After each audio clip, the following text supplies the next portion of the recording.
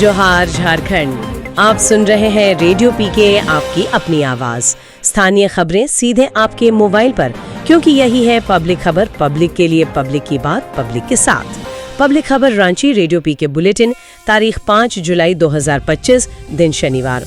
आइए जानते हैं कि आज रेडियो पीके पर क्या है सुर्खियां। सावन में श्रद्धालुओं की सुविधा के लिए पहाड़ी मंदिर सुबह 3:30 बजे से खोलेगा। अर्घा सिस्टम से होगी जलाभिषेक की व्यवस्था। रांची में लगातार बारिश से खेतों में जल भराव से सब्जियों की फसलें खराब। टमाटर, फूल गोभी और फ्रेंच बीन समेत कई हरी सब्जियों के दाम हुए 2 गुने से ज्यादा। झारखंड के वैज्ञानिक डॉक्टर सिद्धार्थ प्रसाद ब्रह्मांड की उत्पत्ति पर जिनेवा में हो रहे महाप्रयोग की टीम में होंगे शामिल। CUET UG परीक्षा में रांची के शुभान समेत 17 विद्यार्थियों ने 3 विषयों में 100 परसेंटाइल हासिल किए। दिल्ली विश्वविद्यालय में दाखिले की दूसरी प्रक्रिया अगले सप्ताह से। पर्यटन विभाग की वार्षिक रिपोर्ट में चतरा जिला विदेशी पर्यटकों की पहली पसंद बनकर उभरा। रांची घरेलू पर्यटकों में 5वें स्थान पर पहुंचा। 7 जुलाई से पटना दुर्ग साप्ताहिक स्पेशल ट्रेन रांची होते हुए चलेगी। भुवनेश्वर धनबाद स्पेशल ट्रेन का परिचालन रांची के रास्ते अब 31 जुलाई तक रोजाना होगा। और अब समाचार विस्तार से। तो पहली खबर पहाड़ी मंदिर से जुड़ी है। पवित्र सावन मास आ रहा है और जाहिर है तैयारियां जोरों पर हैं। जी हाँ, श्रद्धालुओं की सुविधा के लिए खास इंतजाम किए जा रहे हैं। देखिए, रांची के जो उपायुक्त हैं श्री मंजूनाथ भजंत्री, उन्होंने एक बैठक की है। अच्छा, ये पहाड़ी मंदिर विकास समिति के अध्यक्ष भी हैं? जी बिल्कुल। तो उनकी अध्यक्षता में ये समीक्षा बैठक हुई। इसमें सिटी SP श्री अजीत कुमार, सदर SDO श्री उत्कर्ष कुमार और ADM श्री राजेश्वर नाथ आलोक भी थे। और मंदिर समिति के सदस्य वगैरह भी होंगे? हाँ, वो सब मौजूद थे। तो फैसला ये हुआ है कि सरकारी पूजा के बाद सुबह 3:30 बजे मंदिर आम भक्तों के लिए खोल दिया जाएगा। 3:30 बजे? मतलब काफी जल्दी। जी, सावन में भीड़ बहुत होती है ना। और हाँ, एक और महत्वपूर्ण बात, पहाड़ी मंदिर परिसर के सभी मंदिरों में अर्घा सिस्टम लगाया जाएगा। अच्छा, अर्घा सिस्टम, ताकि जलाभिषेक आसानी से हो सके। बिल्कुल, इससे भक्तों को काफी सुविधा होगी। चलिए, ये तो अच्छी व्यवस्था है। अब रुख करते हैं मौसम और बाजार का। बारिश का असर सब्जियों पर दिख रहा है? हाँ, बहुत ज्यादा। राजधानी रांची और आसपास के इलाकों में जो लगातार बारिश हो रही है, उससे सब्जियों की खेती पर बुरा असर पड़ा है। मतलब फसलें खराब हो रही हैं? जी, खेतों में पानी भर गया है, इससे फसलें गल रही हैं और नतीजा ये कि हरी सब्जियों के दाम आप समझिए 2 गुने से भी ज्यादा हो गए हैं। 2 गुने से ज्यादा? बाप रे! जैसे कि देखिए, टमाटर जो पहले करीब 20 रुपए किलो था, वो अब 60 रुपए तक पहुंच गया है। शिमला मिर्च 70 से बढ़कर 120 रुपए किलो। और बाकी सब्जियां? फ्रेंच बीन का भी यही हाल है, 70 रुपए से बढ़कर कहीं 130 तो कहीं 200 रुपए किलो तक बिक रही है। फूल गोभी भी 30 रुपए से 80 रुपए हो गई है। और धनिया पत्ता? हाँ, उसका क्या हाल है? उसे तो सबसे ज्यादा नुकसान हुआ है, ऐसा किसान बता रहे हैं। उनका कहना है कि खेतों में पानी जमा होने से सब्जियां गल जा रही हैं। तो फिर बाजार में सब्जी आ कहां से रही है?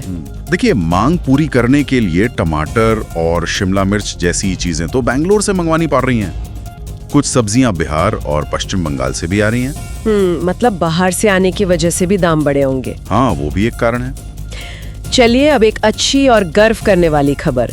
झारखंड के एक वैज्ञानिक अंतर्राष्ट्रीय स्तर पर पहचान बना रहे हैं। जी हाँ, ये बहुत बड़ी उपलब्धि है। स्विट्जरलैंड के जिनेवा में CERN है ना, European Organization for Nuclear Research. हाँ, सुना है। वहाँ बड़े बड़े प्रयोग होते हैं। बिल्कुल। तो वहाँ ब्रह्मांड की उत्पत्ति के रहस्यों पर एक महाप्रयोग होने जा रहा है और उसमें हमारे झारखंड के एक वैज्ञानिक भी शामिल होंगे। अरे वाह, कौन है ये? ये हैं सिमडेगा जिले के कोनबेगी के रहने वाले डॉक्टर सिद्धार्थ कुमार प्रसाद। उन्हें इस प्रतिष्ठित अंतर्राष्ट्रीय टीम के लिए चुना गया है। वो शुक्रवार को जिनेवा रवाना भी हो गए। अच्छा, अभी वो कहाँ काम कर रहे हैं? डॉक्टर प्रसाद फिलहाल कोलकाता के बोस इंस्टीट्यूट में वैज्ञानिक हैं। उनकी पढ़ाई लिखाई भी यहीं झारखंड और फिर कोलकाता, अमेरिका में हुई है।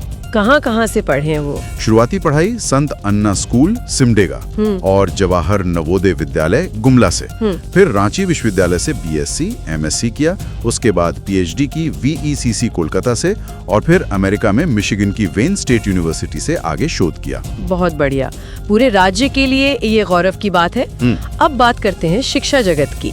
CUET UG के नतीजे आ गए हैं। जी हाँ, NTA यानी राष्ट्रीय परीक्षा एजेंसी ने common university entrance test undergraduate 2025 के परिणाम जारी कर दिए हैं। और कैसा रहा प्रदर्शन? काफी अच्छा रहा है। देश भर में 17 विद्यार्थियों ने 3 विषयों में पूरे 100 परसेंटाइल हासिल किए हैं और इसमें रांची के शुभान भी शामिल हैं। अरे वाह, रांची के शुभान, बहुत बधाई उन्हें। जी। और किसी ने 4 विषयों में भी?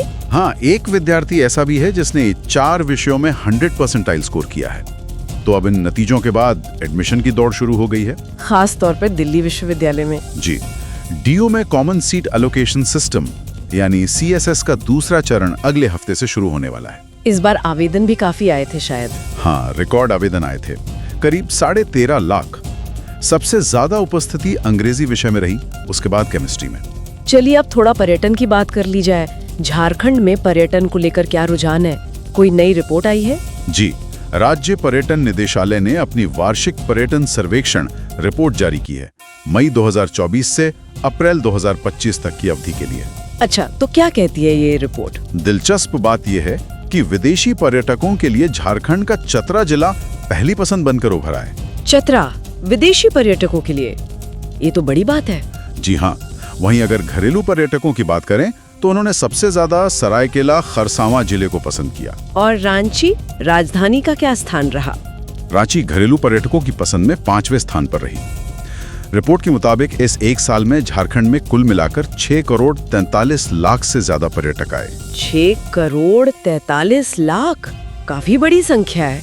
इसमें विदेशी कितने थे? विदेशी पर्यटकों की संख्या 13,234 थी और इनमें से सबसे ज्यादा यानी 1,157 विदेशी पर्यटक चतरा आए। चतरा में ऐसा क्या खास है जो विदेशियों को खींच रहा है? वहाँ इटखोरी मंदिर है, कौलेश्वर मंदिर है, तमासिन जलप्रपात है, ये सब काफी पसंद किए जा रहे हैं। और बाकी जिलों में विदेशी पर्यटक? गिरिडीह में 274, देवघर में 90, धनबाद में 61, पूर्वी सिंहभूम में 82, बोकारो में 34 और रांची जिले में 117 विदेशी पर्यटक आए। रांची में कुल कितने पर्यटक आए थे? रांची में कुल पर्यटक 5,48,000 से कुछ ज्यादा थे, जिनमें घरेलू पर्यटकों की संख्या लगभग 5,47,886 थी। चलिए, पर्यटन के लिए अच्छी खबर है। और अंत में रेल यात्रियों के लिए भी कुछ जानकारी है। जी हाँ, 2 महत्वपूर्ण सूचनाएं हैं। एक तो नई साप्ताहिक स्पेशल ट्रेन शुरू हो रही है। कौन सी? ये है ट्रेन संख्या 08797 08798 दुर्ग पटना दुर्ग साप्ताहिक स्पेशल। ये 7 जुलाई से चलेगी और रांची होकर जाएगी। सोमवार को दुर्ग से और मंगलवार को पटना से खुलेगी। अच्छा, दुर्ग से पटना वाया रांची, ठीक है। और दूसरी सूचना? दूसरी सूचना यह है कि रांची के रास्ते चलने वाली एक special train 02832 02831 Bhubaneswar Dhanbad Bhubaneswar special, इसकी सेवा अवधि बढ़ा दी गई है। कब तक के लिए? अब ये ट्रेन रोजाना चलेगी, भुवनेश्वर से 31 जुलाई तक और धनबाद से 1 अगस्त तक। मतलब अब ये रोज चलेगी। ये तो यात्रियों के लिए काफी सुविधाजनक हो जाएगा। जी बिल्कुल। आप सुन रहे थे रेडियो पीके पब्लिक खबर की पेशकश। आज का ये बुलेटिन यहीं समाप्त होता है। उम्मीद है ये खबरें आपके लिए जरूरी और मददगार रही होंगी। कल फिर मिलेंगे इसी प्लेटफॉर्म पर, लेकर रांची और आसपास की ताजा सुर्खियां। तब तक के लिए हमें इजाजत दीजिए। नमस्कार, जय हिंद।